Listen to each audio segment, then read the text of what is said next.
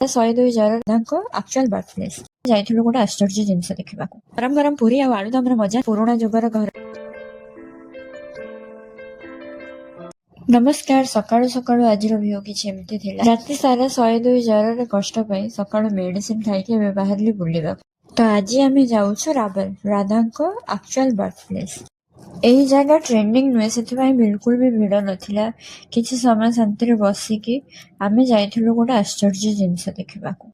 2ଟି ଗଛ ଅଛି ଯାହାର ରୁଟ୍ ଗୋଟାଏ। ତ ଏଠିକା ଲୋକ ମାନନ୍ତି ଜଣେ କୃଷ୍ଣ ପରି କଳା ଆଉ ଜଣେ ରାଧା ପରି ଗୋରା। ସେଠୁ ଆମେ ଯାଇଥିଲୁ ଗୋକୁଳ। ଗରମ ଗରମ ପୁରୀ ଆଉ ଆଳୁଦମର ମଜା ନେଲୁ ଯମୁନା ନଦୀ କୂଳରେ। ପରେ ନନ୍ଦ ଭବନର ଦର୍ଶନ କଲୁ, ଯେଉଁଠାରେ କୃଷ୍ଣ ଛୋଟବେଳେ ରହୁଥିଲେ।